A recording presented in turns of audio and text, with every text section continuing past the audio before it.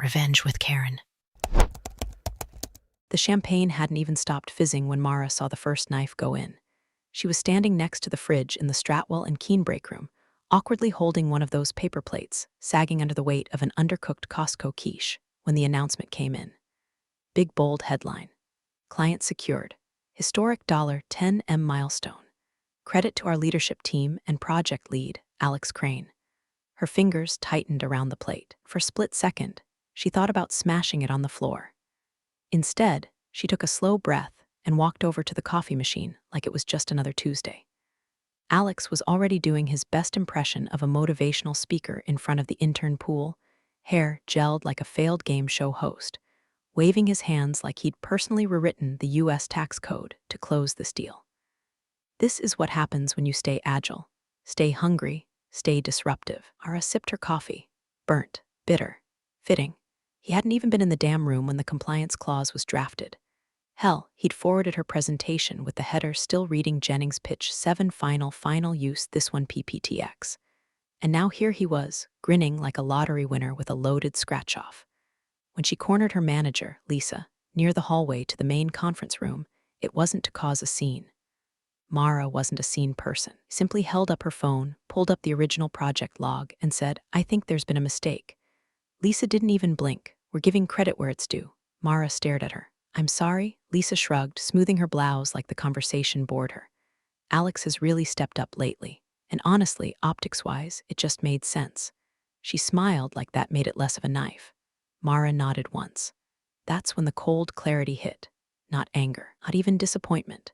Just the sharp realization that she'd been erased before the ink dried. She returned to her desk in silence. Didn't cry, didn't type a fiery email. Just sat there, watching Alex strut around like a peacock in clearance slacks, accepting high fives for work he couldn't spell. It was like watching someone win a cooking show after microwaving your grandma's casserole and claiming it as their own. And hey, if you've made it this far and you've ever been in a meeting where your idea suddenly became Chad's idea, or your bullet points magically showed up in someone else's deck, do me a solid. Hit that like button and subscribe. I promise, it helps the team more than you think. And trust me, you're going to want to see how this one ends. Back in her inbox, the messages were already rolling in. Congrats to Alex. Great leadership. What a vision. Client even replied with a polite thanks for the seamless prep work. Team, no names, just vagueness. Safe, sanitized, strategic. She clicked open the project folder. It still bore her timestamps, her red lines, her damn blood, sweat, and insomnia. 18 months of balancing fragile egos, unresponsive legal reps, and a CFO who treated every question like a threat to national security. She'd done it. She'd landed the whale. And in the final hour, handed her harpoon to a guy who thought due diligence was an energy drink. It wasn't just the credit.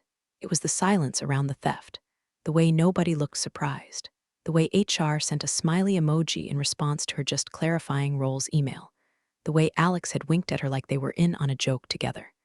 That was when Mara started packing. Not loudly, not angrily.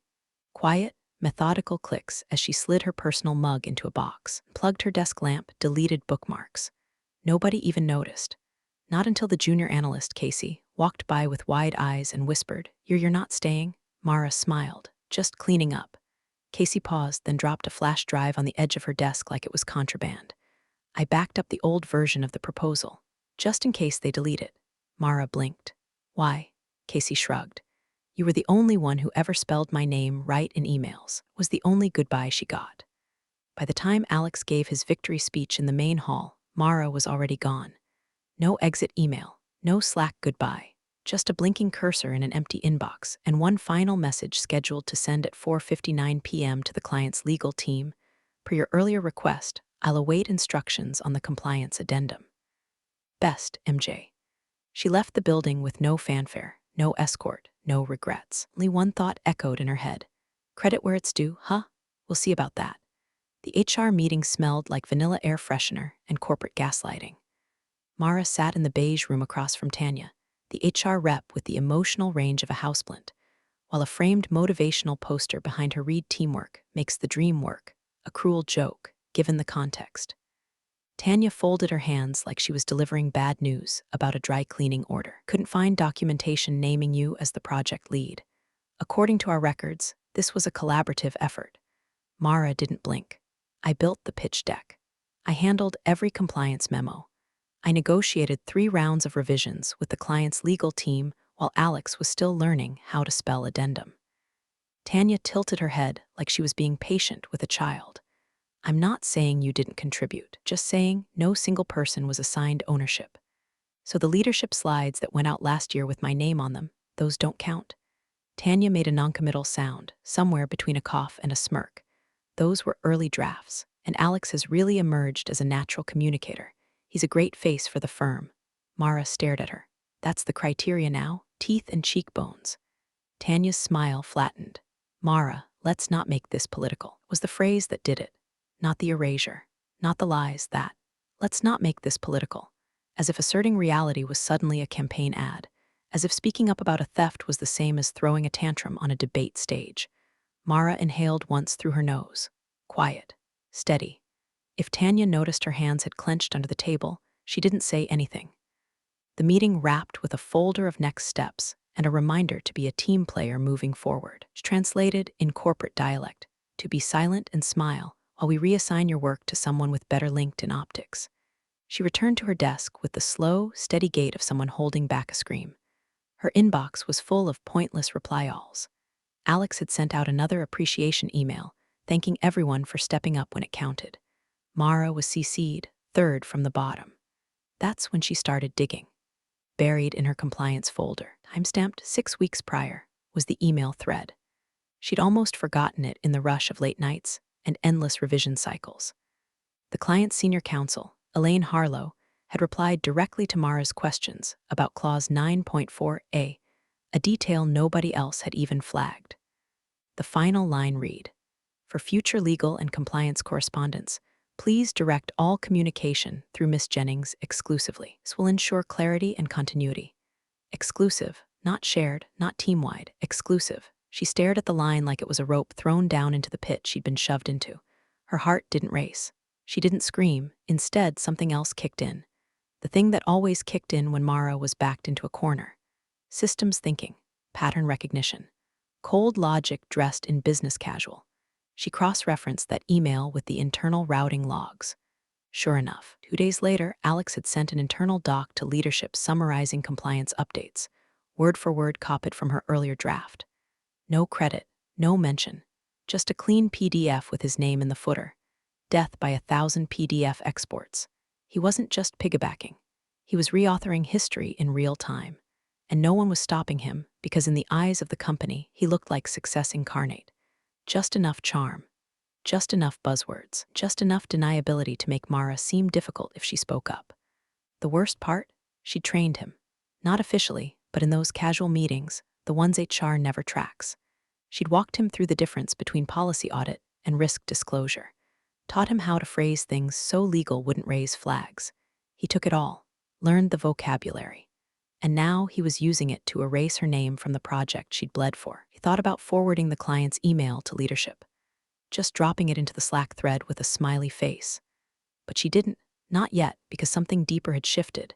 This wasn't about reclaiming a line item on a press release anymore. This was about leverage, timing, precision.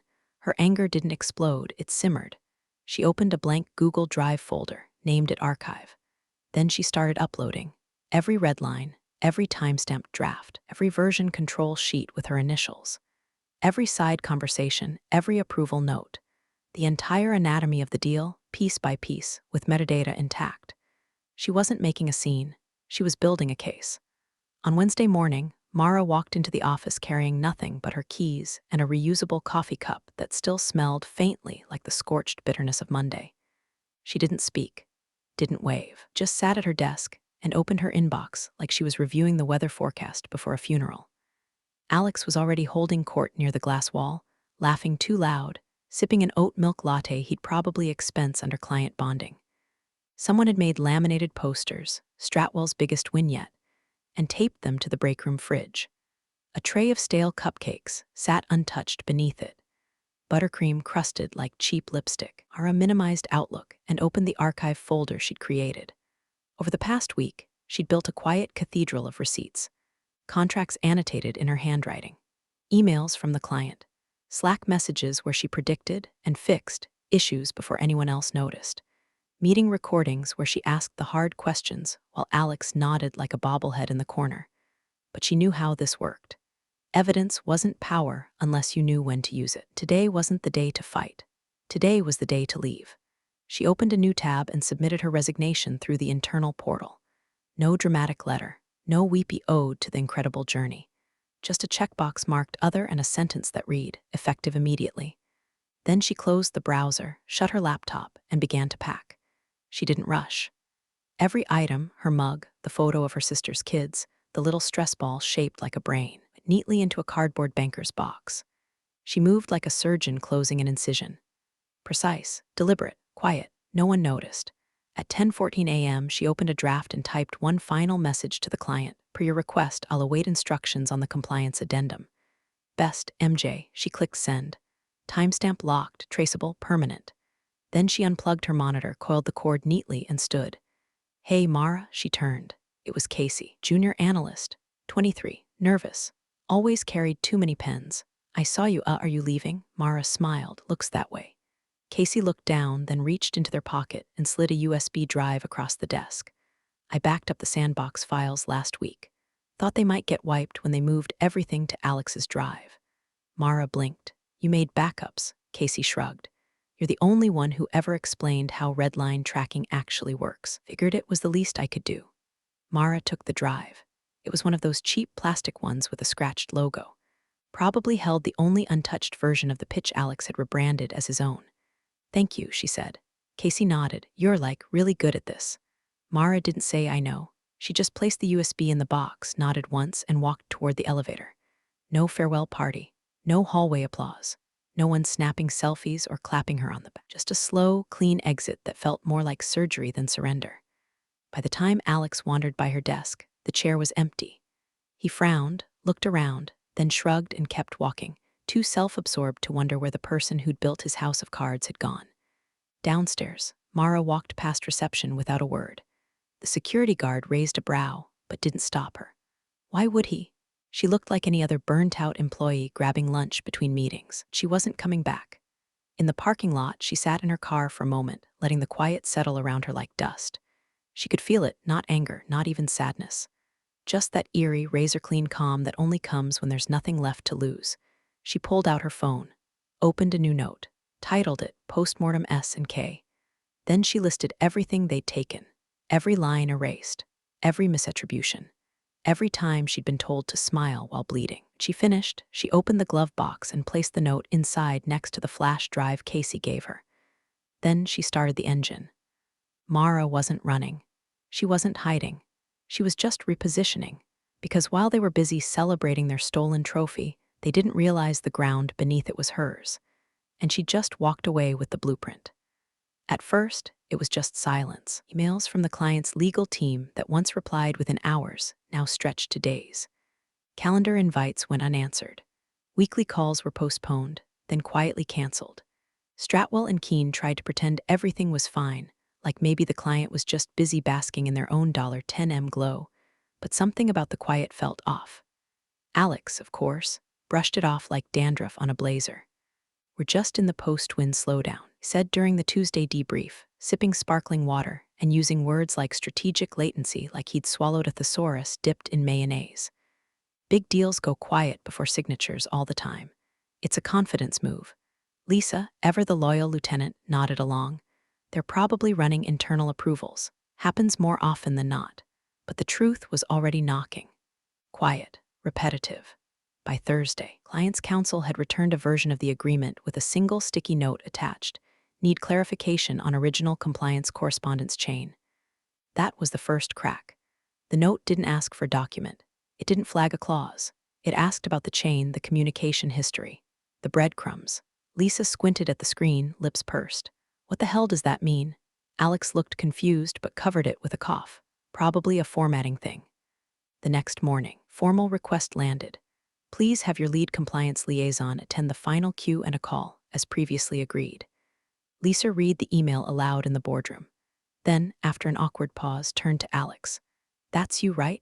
Alex's laugh was thin. Sure, yeah, of course. So they added him to the calendar invite, gave him access to the compliance drive, and told him to just keep it high level. He nodded, confidently oblivious. The meeting was